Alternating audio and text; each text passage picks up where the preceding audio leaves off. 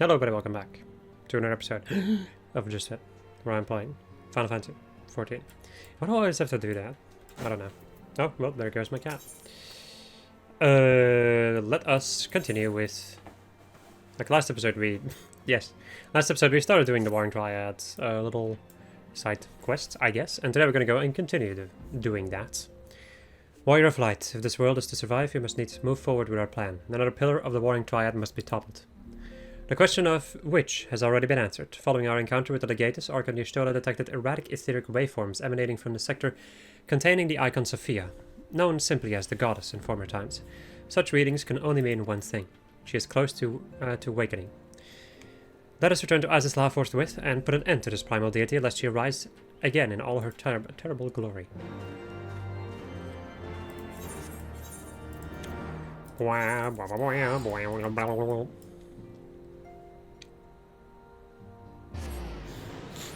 Any like Final Fantasy VI fans are probably going insane right now.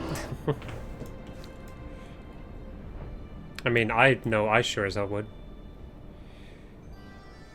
Not saying that I'm not a fan of Final Fantasy VI, but it has less meaning to me personally. Which is surprising, considering how much I like games like, for instance, Chrono Trigger. But I did play Chrono Trigger when I was younger, I suppose. I think that makes a pretty big difference. But then the weird thing is like Final Fantasy VII, which I didn't really play, like which I played, you know, right after 6. And that one really hit me in a different thing. My cat's gonna be making noise. I'm so sorry. But at the same time, what can I do about it, really? I can't just keep denying her literally everything because of me wanting to record, and I should just close the door. But that also wouldn't be nice, so here I am. I'm lowering my video quality for my cat. We appear to be the first to arrive. Shall we await our colleagues here?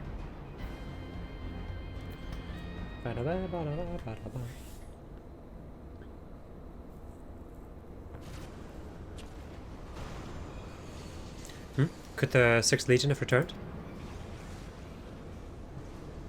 Lyn, Unakalai.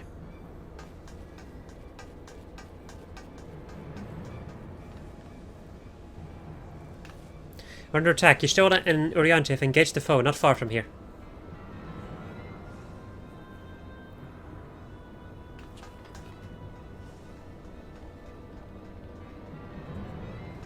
Oh, okay. More cutscene.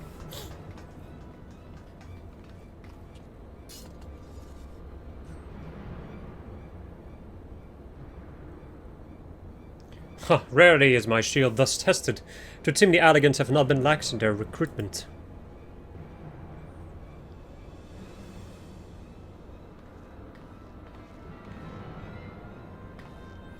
Think you so, mayhap your arm merely withered whilst you lay idle.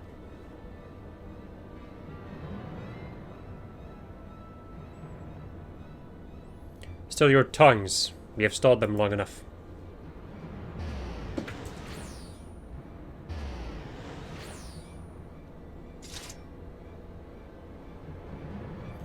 With scales in hand the goddess shall arise, and righteously cast off her cursed pall, that she, with wrathful Worm King at her side, might judge and thence bring balance unto all. Hear my words in despair, Alligans. Our goddess is awoken. Your civilization has birthed the instruments of its own undoing.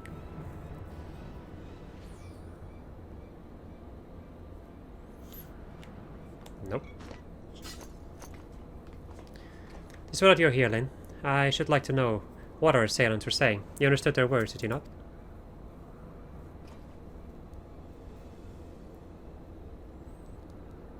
It was a Mercidian dialect, if mine ears do not deceive, though one which bears the scant resemblance to any spoken in recent times. As for our antagonists' meaning, I do gladly defer to those blessed with the echo. The one with the shield seemed to think we were Alligans. He recited what sounded like a verse of prophecy, then claimed that their goddess is awoken. Is that about right, Lyn?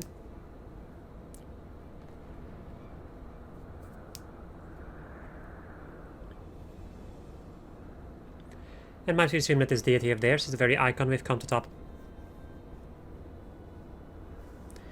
I from their tongues, their words, and their attire, 'tis like that our antagonists were Mercidian, thralls to the goddess Sophia and victims of the Allegans' incursions.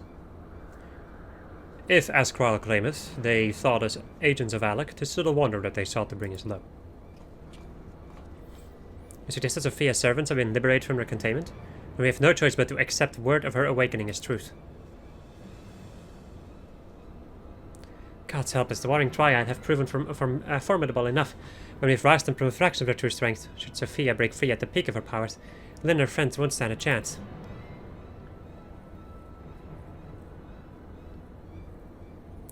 Well, let us be about it then. Kral, Unakalai, the three of you will make directly for Sophia's containment facility.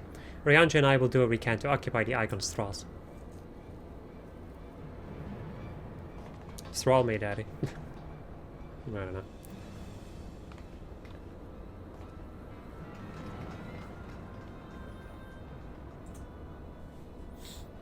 And more cutscenes.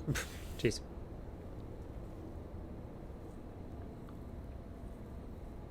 Mrs. Kral, do you perchance recall the words of the prosopy? The prophecy in its entirety? Now let me see, I believe it was, with scales in hand the goddess shall arise, and righteously cast off her cursed pall, that she, with the wrathful Worm King at her side, might judge, and thence bring balance unto all.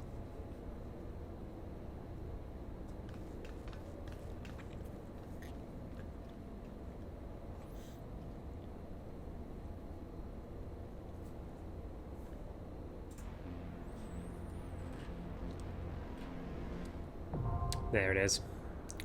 Right, I will be right back.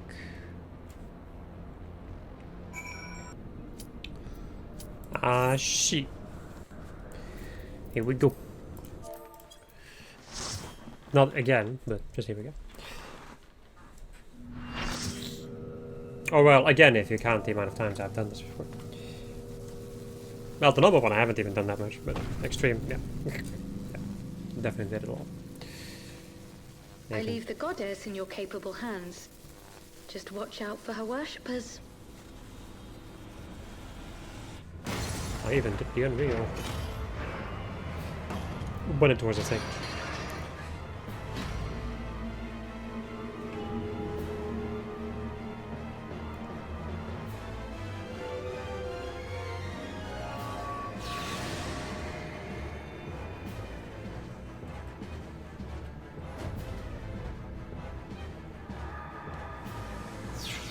Careful, she's got an orb.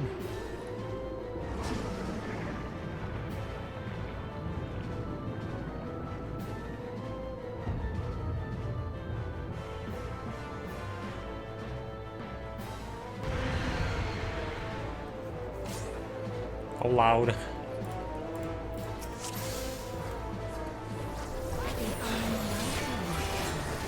For a second I forgot that I would attack. Like the last second I was thinking like, oh wait, am I supposed to attack? But the other person is already on the job. So I don't care at the moment.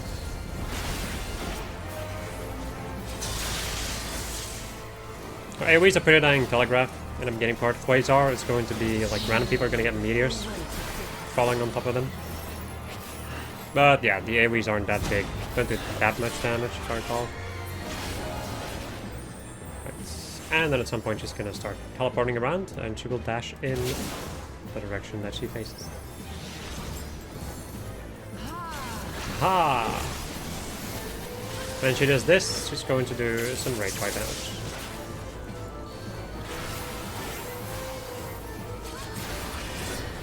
Thunder 2 is also pretty telegraph. Oh yes, I start speaking and my cat suddenly waltz back in again. Howdy Heaven! After this cast is done, she will become invincible! And summon her ass. Focus on the second demiurge first. Don't even know if it had that much of an effect in the normal one. In any case, you can do Blinding Spark. I need to look away from that. Third demiurge will do Ring of Pain, where it's going to leave a puddle. I think. Yep. And the first demiurge can sometimes put up a shield, and if you hit, the wrong side, you will get knocked away.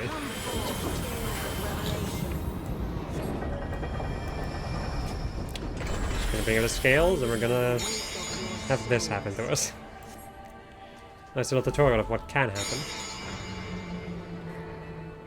And then big attack. Okay, the Quasar. Actually, wait, the Quasar is different this time. This time she's going to be tethered to a scale, and we're going to be able to see. There's one tether on that, if you saw it for a moment there. And that's going to determine which direction the scales are going to tip, meaning that you will slide in that direction.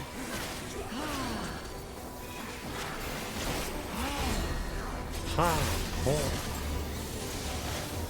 More money.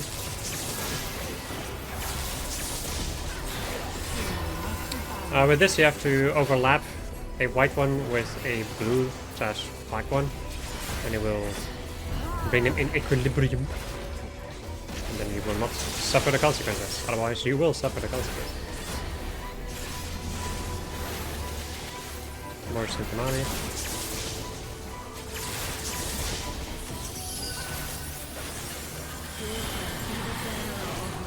And this. Just gonna put her head somewhere and it's gonna do a laser attack in front of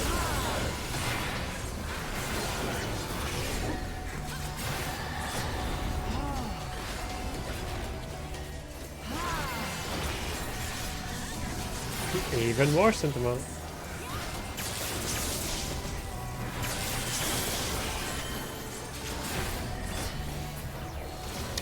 Right, she is now gone.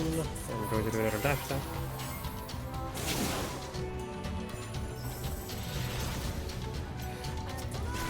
I'm actually really surprised how simple this fight is in normal.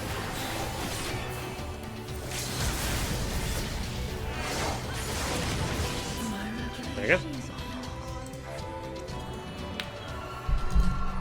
I really thought that it was going to be like more involved. I don't remember the normal versions of these trials most of the time.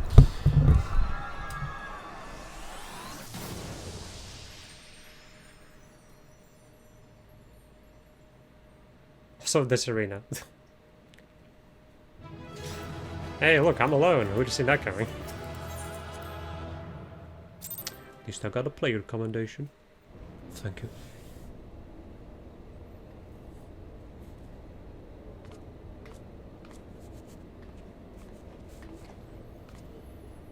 I see the gods no more. Well done. When Skrall and Unakali have rejoined us, we may safely depart. One thing yet puzzles me, however. How did Sophia's servants come to awake from their slumber? I believe we have the answer to that.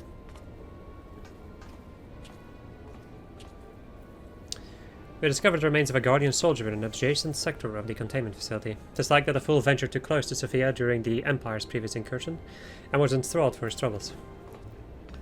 Another reminder, if any were needed, as to the incalculable threat posed by these beings. The goddess would not have been conscious when she claimed the man's will. And yet his mistake granted her the means to release her servants, and would have resulted in her own liberation, had we not been on hand to intervene. I do much wonder that the Icon's power was capable of so effectively manipulating the facility's containment systems. How came he by such rarefied knowledge? That too is easily explained. During our investigation, Krall discovered a subtle flaw in one of the mechanisms which held the goddess in check. A flaw which had plainly been added intentionally. Upon examining the facility's records of the period, we were able to piece together the story. It was a time towards the end of the Third Astral Era, when the people of Mericidia faced extinction at the hand of the Allagan Empire. Sophia, a being of incomparable cunning, was said to have communicated certain plans to her servants through the medium of a trusted oracle. Following the oracle's instructions, they duly conspired with a rebel faction within Alec who, we believe, agreed to tamper with the prison intended for Sophia, and then the goddess and her thralls chanced to be captured, though we suspect that this has always been their plan. Indeed, the prison was situated at the heart of Alec, and we think they intended to attack the city from within. They would merely have had to wait for the rebels to exploit the weakness in their confines. But the conspirators' dealings with the Mericidians were exposed before they could enact their plots, and all were summarily executed. It seems that the flaw itself remained undiscovered. However, we might have remained... Wait. I cannot read anymore, I'm so sorry. Let's try that again. It seems that the flaw itself remained undiscovered, however, and might have remained so until the end of days had it not been for the actions of the Archbishop, and subsequently the Guardians. I cannot help but wonder what might have come to pass had their scheme been successful. Mayhap the answer lies in the prophecy.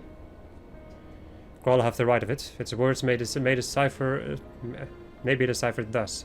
The accursed Paul speaketh of Sophia's prison, from which she was supposed to emerge at the agreed hour. The Worm King, meanwhile, can be none other than the great Bahamut himself. Then yet a prisoner, whom the goddess did intend to release upon Alag, to set right in the scales of justice. A foolhardy plan. Had it come to fruition, the two of them would surely have raised the realm. Not would have been spared devastation, the Mercidians' homeland included. Their home already stood on the brink of oblivion. Mayhap they wished for naught else but to purge the poison of Alag with primal fire. The tale teaches us that even the greatest of man's creations may yet be brought low by a single act of treachery. The Alagans were fools to place their trust in technological bondage. To shackle such beings is but to delay the inevitable. Naught save their total destruction shall free us from their menace. Let us return now to the Rising Stones, and there consider the final step of this most needful task.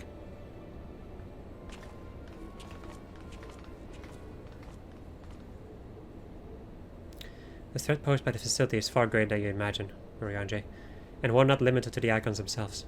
Sophia's remaining servants must be put down.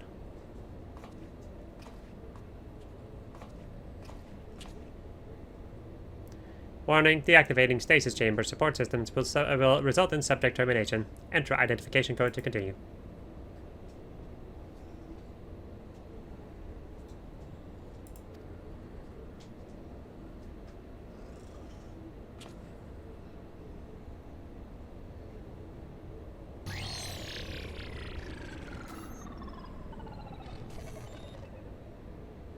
Identification code accepted. Subject terminated.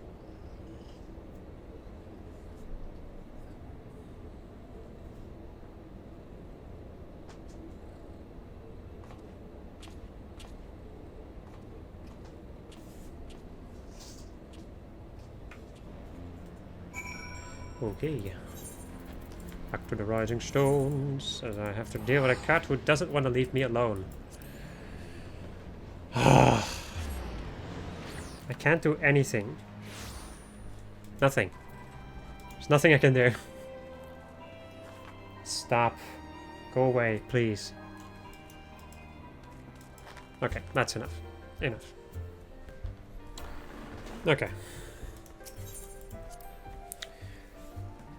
I'm starting to remember more and more why I... Sorry if I'm making even more noise.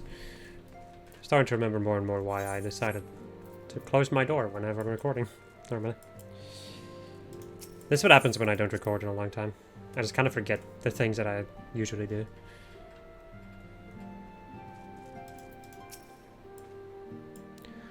Is Artemis Warrior of Light? Archon Ursola mentioned that there was a matter which she wished to discuss. Nah.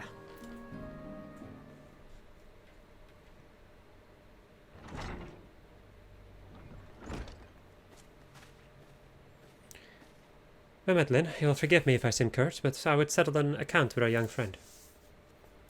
While conducting a final sweep of Sophia's containment facility, we discovered that all of her remaining thralls had perished in their stasis chambers. This was your doing? It was. I chose to act upon the knowledge revealed within the tombstone we recovered. The true purpose of these prisons is far more horrifying than we first assumed. The Alagans were not simply observing the icon and siphoning away their energies, they were conducting experiments in preparation for a far more ambitious project. If you'll recall, both the Fiend and the Goddess were imprisoned within massive spherical structures. These spheres were the prototypes which paved the way for the successful construction of an artificial celestial body. You speak of Dalamud.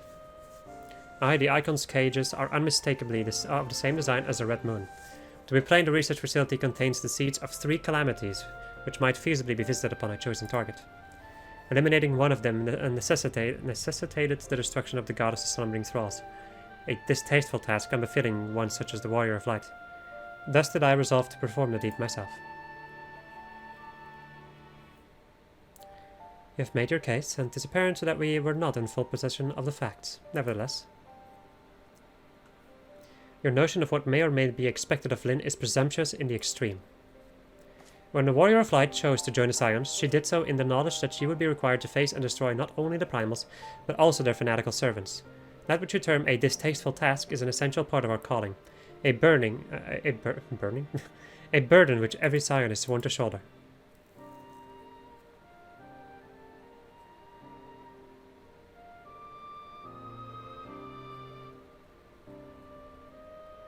I see. It would seem I misjudged the depths of your resolve. No matter, assuming I have made myself understood, we need not speak of it again. There is, however, one other subject which merits discussion. You determined that Sophia's thralls were awoken by a Guardian soldier who had somehow gained access to the containment area, did you not? If that is the case, it seems highly doubtful that the interloper wandered into such a dangerous part of the facility by chance. Dissidents within the Empire claim that the 6th Legion is rife with agents under orders to thwart the Legatus' mission by any means necessary. Lest you imagine that we have allies in Garlemald, I should clarify that their motive is wholly uncharitable. Regular Van Hydrus rose to the top of the Guardian military on merit alone, and is fiercely loyal to the Emperor for recognizing his efforts. His compeers, by contrast, rose through the favor of the established order, and would accordingly do anything to see him fail. That they would be so reckless. You truly believe that the actions of these agents contribute to the recent crisis? Aye, and that they pose no less a risk to the realm than those loyal to the Emperor. Plainly, we must needs continue to do all in our power to prevent the technologies of Allag from falling into the hands of man. On that point, at least, we have been in complete agreement.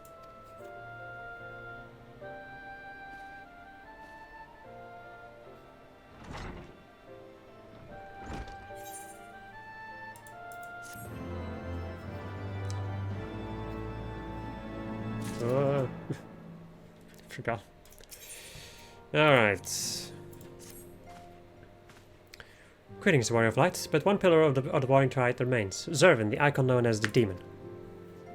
According to the histories I have uncovered, this monstrous being was worshipped by a race of Mericidian beastmen. These creatures are the key to maintaining Zervin's manifestation, and we can be sure that many such thralls will be imprisoned, somewhere within the research facility. It is imperative that we determine their exact location as swiftly as possible. We do not risk repeating the near disaster we suffered at the hands of Sophia's servants. As such, your fellow Scions have already begun an exhaustive search, but there are several sectors which only you, Kral, and I can enter without fear of enthrallment. Let us make our way to Aziz's Law forthwith and aid the investigations. So that we will.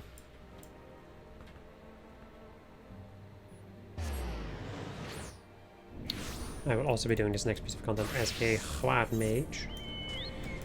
So I may as well swap over.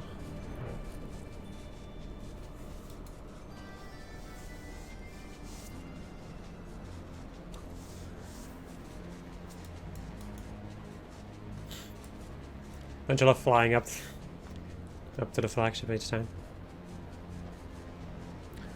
I really like how cleverly they made this place. In the sense of like the fact that there's like no like no ether currents outside of the ones that you get from the main quest, and then you just get them all once you unlock the ability to fly with Midgard's armor. That's pretty cool. But this game in general is just very cool. Quite simple, really.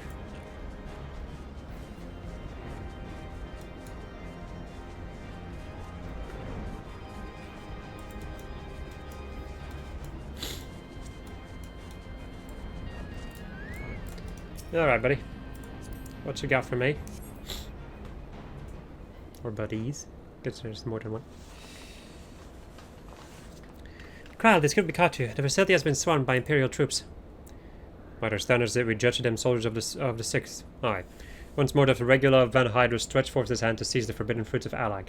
And once more, have our meticulous wards been swept aside like so many cobwebs.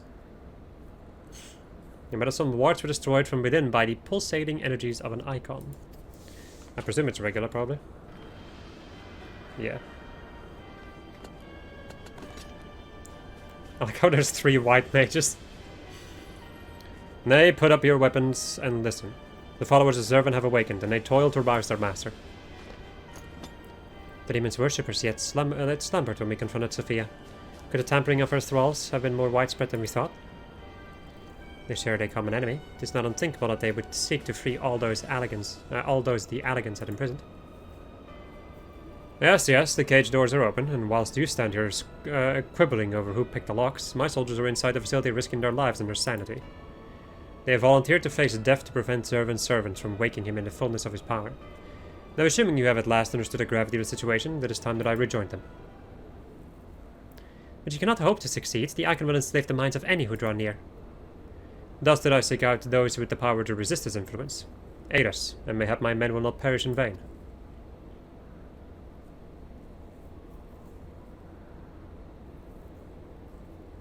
You propose an alliance. I have delved into the depths of this place and found its technology wanting. These mechanisms have failed to hold our prisoners, and such broken artifacts are unfit to bring before the Emperor. Twice have you bested me in combat. Will you now lend me that strength and stand against our mutual foe? It was in opposing your reckless schemes that Israel was lost to us. You expect us to simply forgive and forget all that has come before? I expect you to put aside your emotions and use your better judgment. But of course, I am dealing with savages. I will not stand here and justify the death of the Ice Maiden. We pursued our ideals, and you pursued yours. Such was the result. I'm happy you might consider another point. In these endless clashes, we have all lost comrades dear to us.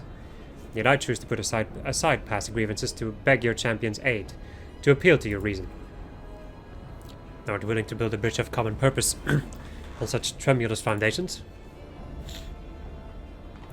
I too am hesitant to accept this arrangement, Archon Yustola, but the offer has been made to the Warrior of Light. It is her involvement which shall ultimately sway its outcome. I shall abide by Lynn's decision.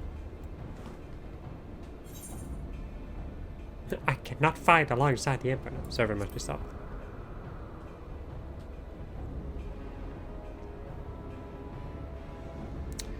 Then for better or worse, we shall fight at your side. Mrs. Carl and I are also resistant to primal influence. We shall aid you where we can. And let us be on our way. I really wish that you could get that gunblade he has. That's like a Dark Knight weapon. That'd be pretty cool. My companions have already passed through to the research facility. We should not lag behind. Am I just going to be able to walk in there? Or... Cutscene.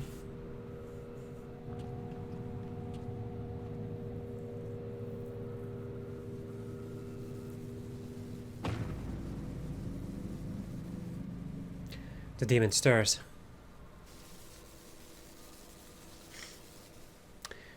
Like a suckling babe, he feedeth upon the ether siphoned upon him by his thralls. We must deprive him of his sustenance. Then we destroy those devices.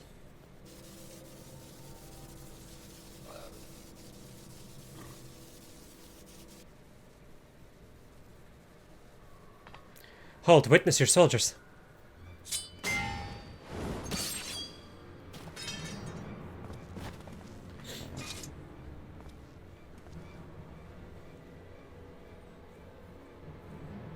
They've turned one against the other. Even half awake, Zervan corrupts and converts those who enter his aura.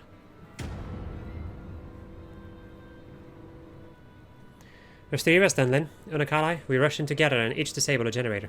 We cannot give them the chance to rally a defense.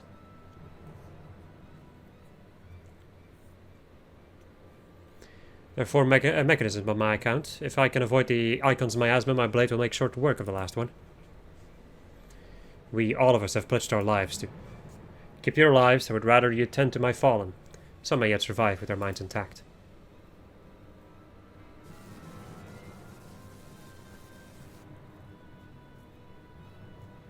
I know not if my strength will be enough. I am no champion. The battlefield is no place for uncertainty, boy. Fate has blessed you with a unique talent and an occasion to use it. Do not waste such a gift. We strike.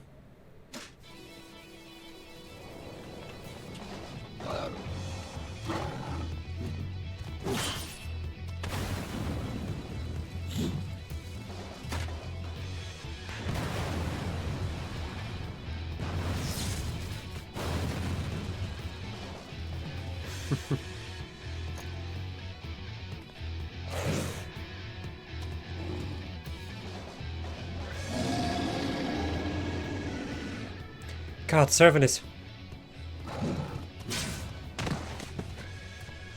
And a Kali.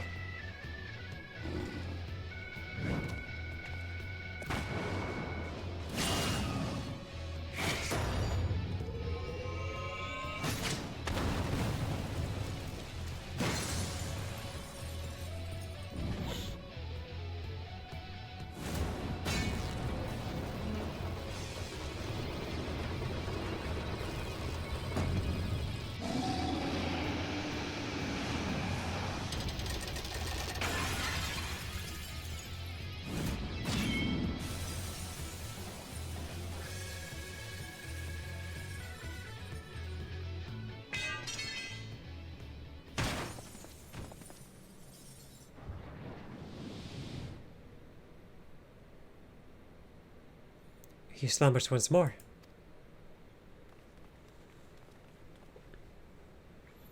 You saved me. Why? I told you, boy, yours is a gift too precious to waste. A gift the Emperor may one day have need of in his war upon these untamable icons. Emperor Varus, he raised me up from the ranks, stood against my detractors. I gladly give my life in his service. You must finish this. Slay these leeches upon our star. Kill them all. Kill Zervan.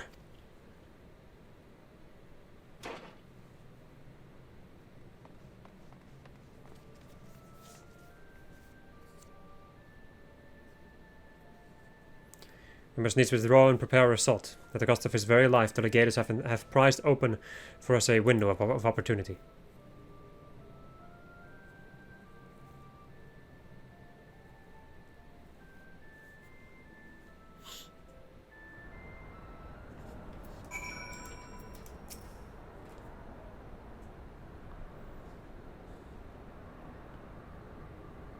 He's dead, and I've only been stronger.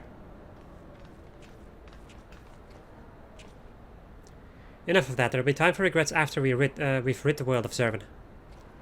Qual is the right of it. The demon has fallen back into torpor for now. But we must act swiftly if Regulus deaths have any meaning. The survivors speak of an army of thralls loose in the facility. Why am I having hiccups? And we must assume that these followers continue their efforts to awaken the icon. Let us then concentrate upon diverting them from their tasks. Their task.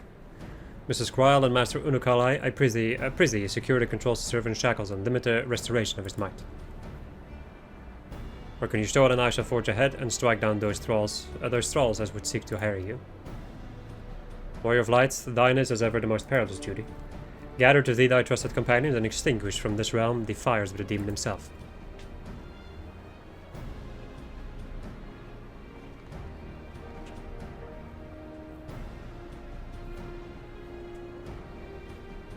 Alright.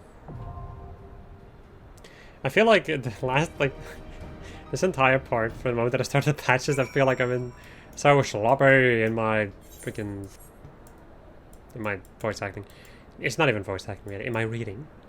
Anyway, I'll be right back. You know, being a healer, or just queuing up for anything as a healer, is truly a game changer. Like last time it took like 12 minutes or something as a tank, and now it's just not even a minute. Oh well. Oh, this fight. Oh, this fight. The normal mode is fine, the extreme is less fine. Well, still fine in all honesty. There's been enough sacrifice for one day. We must take the chance we've been given and defeat Zervan now. You will see, probably in the next episode, how the extremes are gonna go.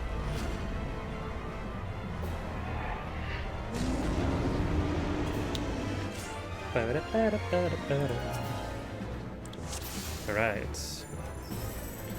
Judy commenced. So, the thing that this guy does is he cleaves in front of him, so you should aim him away from the party. Meanwhile, Zervan's gonna have a freaking monologue. Flare Star will just like spawn AoEs into random people. Just avoid them. The farther we go into the fight, the arena is also going to go and start breaking, as is quite noticeable.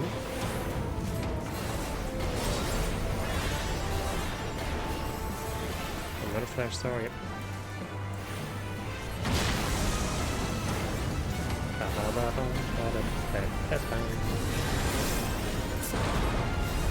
This music is so like... It gives me so much PTSD, it's ridiculous. Anyway, once that is done, we go into the dragon phase. So you get to deal with Disco Man. And now he actually talks. Well, kind of. He says some of his lines. Anyway, this guy still cleaves every now and again, so still just aim him away from the rest of the party, as you should usually do really with bosses. Good old Soar. So, he's going to have certain points where he's going to dash through the arena with the two of those things happening, and also a stack marker afterwards. There we go.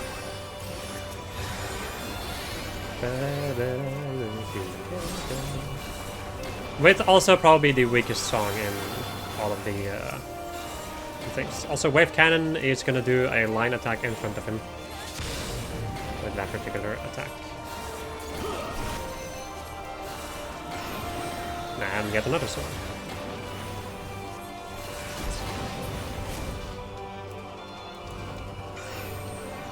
Literally the same, I think. Or definitely close to the same. Let's go and try and cast my Tier 3 at perfect time. Those are really satisfying.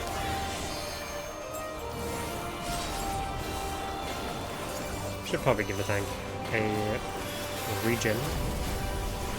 Right. It's going to go into this next phase where the middle of the arena is going to become, well, damaging. And I guess we're just going to skip most of that phase. And now we get the ad phase.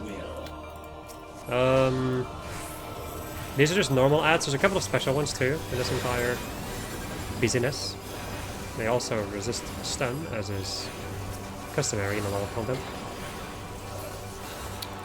I think, I don't remember, no, the will is, okay, we need to kill the wit.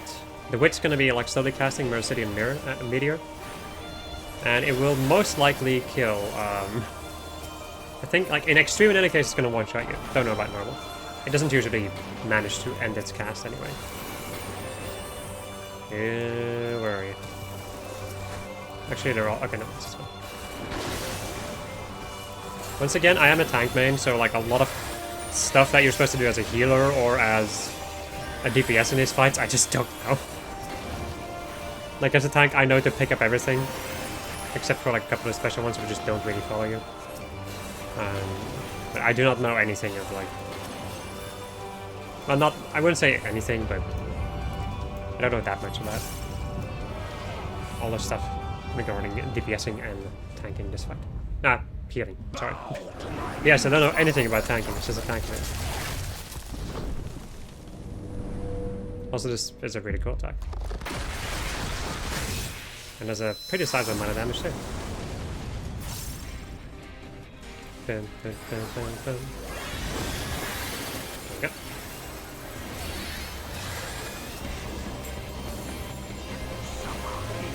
And then we get Suffering and Understorment, where we all get a different little buff. Also, Turfing is a tank buster, which is going to hit multiple times.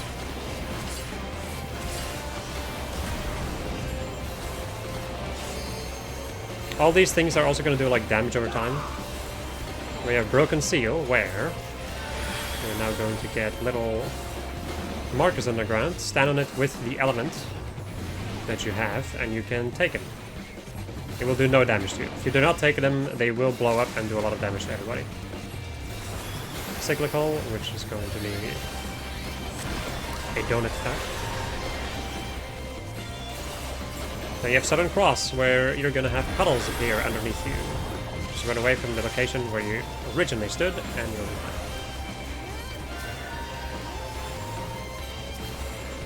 Let's put another wave cannon, just get out of his line, like this, out of his Direct face.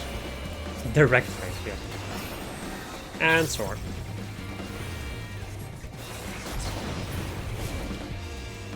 Another freaking sword. With even more AoEs this time.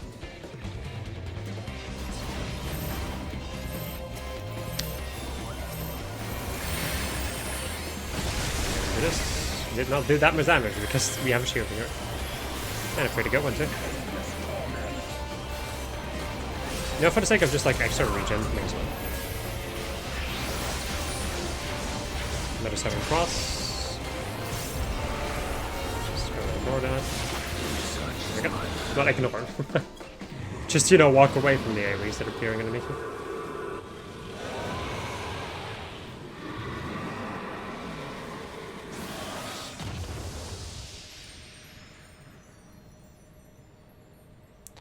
And off he goes. Off he goes with a big ol' adios.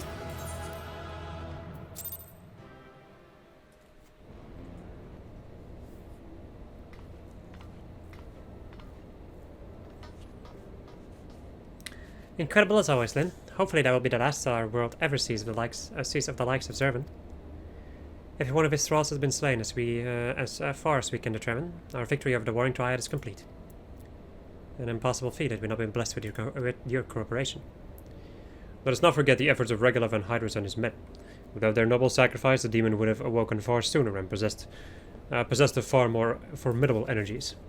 The bodies of the fallen now accompany the survivors on the return journey to Gaudamat. It is known that the Imperials recognize no god, yet they would honor the dead in their own fashion. And when next we meet, our fleeting alliance will surely be forgotten. It was an interesting exchange, nonetheless. They spoke of their present ruler as a man who values self-sufficiency. Varys befriended Regula in their youth, it seems, and was highly impressed by his martial prowess. It is common knowledge that Regula's rise to legatus was in great part advocated by the Emperor himself. Regula freely admitted his shortcomings when it came to politics, and it was Varys' unconditional support that served to win his undying fealty. One does not expect such tales of comradeship to lurk beneath the Empire's iron exterior. Contrary to all expectations, the man died a hero. Witnessing the way you all leapt into danger without hesitation, it would seem I am surrounded by heroes. And yet my own actions were aught but heroic. I have not the qualities nor the character to stand at the Warrior of Light's side. Ah. What a curious thing to say. Are you truly concerned that you do not measure up to some arbitrary requirement? If you knew of the path I walked to reach this place, then you would understand why I doubt myself so. Return with me to the Rising Stones, and I shall tell you of it.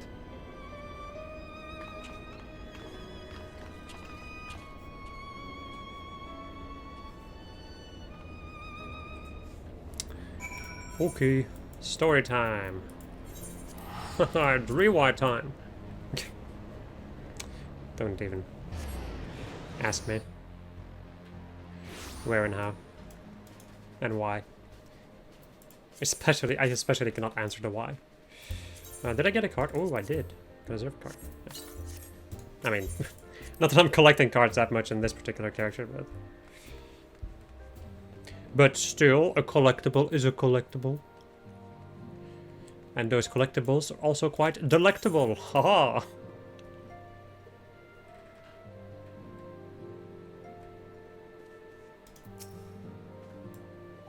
With your victory over Zervan, the Warring Triad is finally defeated. I'm afraid, however, that mine own efforts have often been more hindrance than help, and you and your fellow Scions deserve to hear the reasons behind my actions.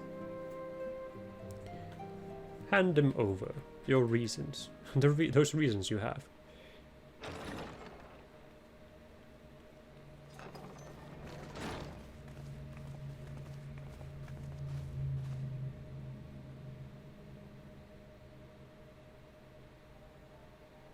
I promise to tell you of my journey, of who I am and where I am from.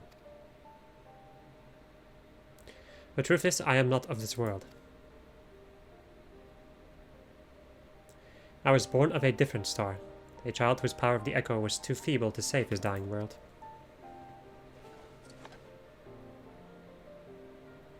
A child who, unlike you, never became a warrior of light. When all I knew stood on the brink of destruction, I was yet half grown. Had I been born but a handful of years earlier, history may have written a different tale. The seeds of other heroes had yet to fully sprout. Had yet to fully sprout may not have withered and perished. The star I failed to save is known to you now as the Void.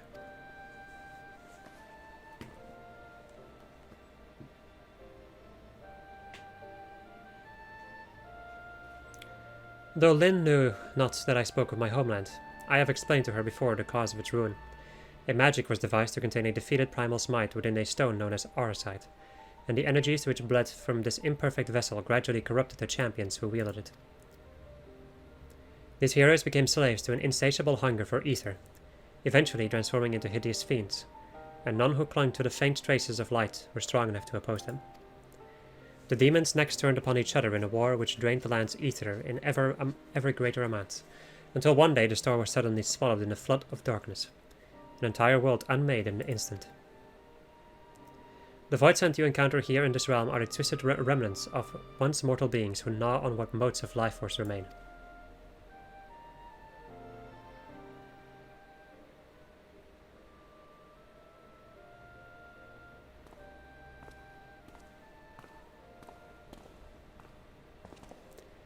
And as I lay dying, beaten and broken in my failed last stand, it was my present master who found my tormented spirit and bore me away to the rift betwixt worlds. It was he who introduced me to Urianger.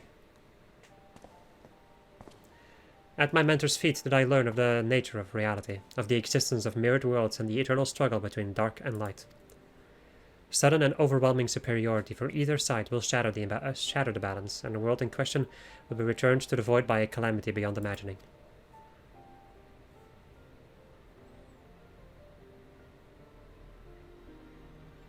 As the self-appointed custodian of this balance, my master warned me that the source, the first of all worlds, slips perilously close to oblivion. In what spirit did this master proffer such a warning? A benevolent gesture or veiled threat?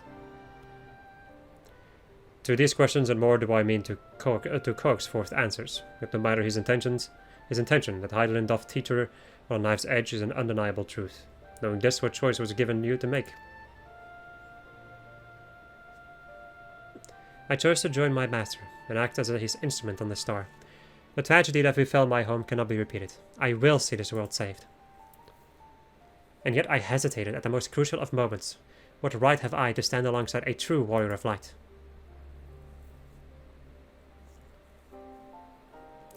In thine own words thou wert called before thy time, and I offer that thou dwellest overmuch on the question of what maketh the hero. The search for the answer leaveth thee paralyzed by doubt. Heed me, Master Unakalai. Thou needest, I hate this, not believe thyself a hero to perform great deeds. 'Tis the deed itself which earneth thee the hero's mantle. The ideals you hold can be less important than having the faith to act upon them. Regulus' loyalty to the Emperor guided his actions until the last, and though we did not see eye to eye on many things, his final deeds can be called not less than heroic. Personally, I found that faith in my companions allows me to act unhindered by uncertainty.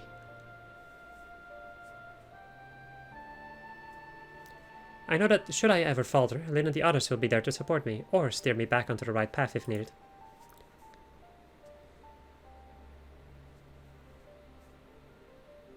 I see. In the days leading up to my world's destruction, I was entirely alone. I never knew what it was to have such comrades. I cannot imagine the loneliness you must have felt, but look around you now, Unakalai. You're not alone anymore.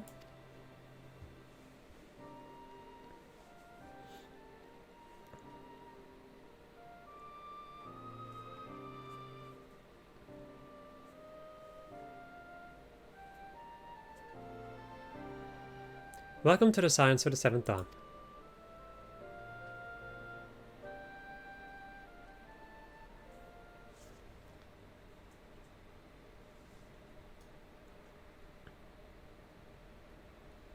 I will fulfill my promise to save this world, and when I stumble, I shall be glad to have your hands there to steady me. My apologies, this is difficult for me, for so long have I spoken from behind a mask.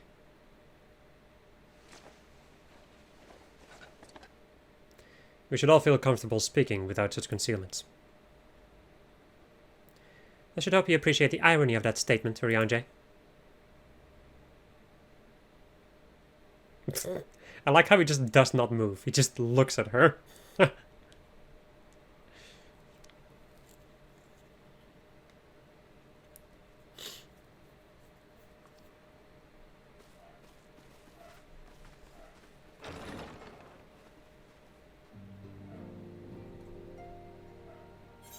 Alright. Alright. Okay, now let's also go and get these things. I have something for you, Warrior of Light. During our expedition to banish Sephiroth, I came across a certain relic, and I believe it would be put best use in your hands. Would be put to best use, there we go. It is an elegant device of the kind used to store information. In this case, the record of the furious conflict that took place on the shores of Mericidia between the Icon Sephiroth and the forces of Alag. Should you present this tombstone to the verification node outside Triad control, the node systems will analyze the various aspects of the conflict and create for you a false icon against which you can train. Consider it a sort of mock battle that presumes a Sephiroth who has broken free of his shackles. If I understand its workings correctly, the node should also be capable of manifesting a far stronger incarnation of the icon. This would mimic the catastrophic consequences were Sephiroth ever to absorb an additional source of energy. Say by defeating another member of the Warring Triad. A compelling challenge for a warrior of your ability, yes? You need not possess Mistress Kral's knowledge of elegant technology to begin this particular battle. Simply present the tombstone to the node on the flagship, and then follow the orb's instructions. I hope the experience brings you valuable insights, Warrior of Light. Right, so this is what we will be doing next episode, by the way. I would like you to have this, Warrior of Light.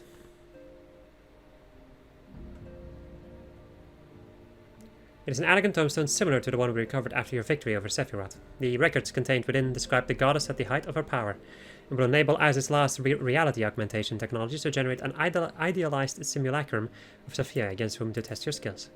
From what I have been able to determine, this formed part of a greater trial intended to test Alex's elite warriors. Quite how it will compare to the challenge presented by the Fiend's tombstone, I cannot say. I suppose there's only one way to be certain. Visit the verification node in Aztlan and witness firsthand what awaited the champions of Eld.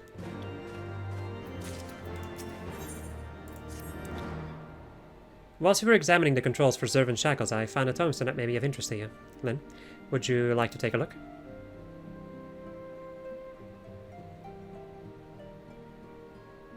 The information contained within this device appears to have been used to generate a simulated battle of grueling difficulty. Challengers would be pit against the simulacrum Zervan, the power of which had been enhanced to the icon's highest conceivable magnitude. It is described as the final trial for the most elite of Alex's warriors, intended to distinguish the truly exceptional among them. I have witnessed no champion more exceptional than the Warrior of Light. Are you not curious to see just how powerful Zervan may have been? I urge you to visit the verification node and undertake this ultimate test of the Allegan elite. Alright. Let's go. I'm gonna meet you guys at the flagship.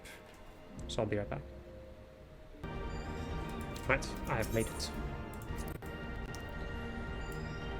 it. Waiting tombstone data. What appears to be not more than a simple stone. Garland ironwork engineers insist it contains reams of invaluable information guided by the lost Allegan Empire, the subject of the Fiend Sephiroth. Fighting simulator. Warning, threat level extreme. The Empire assumes no responsibility for death or injury resulting from participation in combat simulations. Activating reality augmentation, initiating combat simulation. The Empire thanks you for volunteering to participate in the study. Post-mortem data will be used to improve the survival rates of subsequent participants. Your sacrifice is appreciated. Wow. No trust, huh? I see how it is. There appears to be not, but more than a simple stone. Unakalhai insists it contains reams of invaluable information gathered by the lost Allegan Empire on the subject of the goddess Sophia. Right. Successful applicants will progress to elite squad induction. Families of unsuccessful applicants will receive twice standard death benefits. Before initiating this program, elite squad applicants must agree to extensive physical modification. Data corrupted, unable to verify input. Applicant agreement accepted.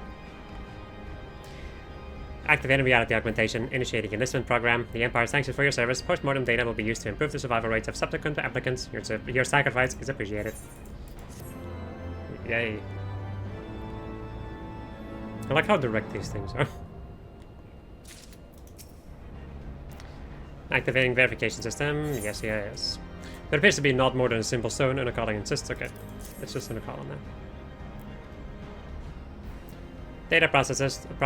Adversary warring triad. This is the final qualification test for surviving elite squad and enlistees.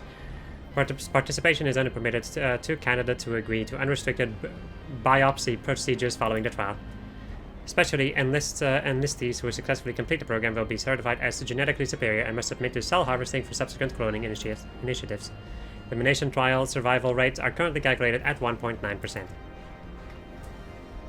Activating reality augmentation, initiating an elimination trial. The Empire thanks you for your service. Postmortem data will be used. Yes, yes, as usual. Alright, my friends. That, however, is going to be it. I hope you enjoyed this episode of Just Us playing Final Fantasy XIV. And next episode, we will be doing the Warring Triad Extremes. Goodbye.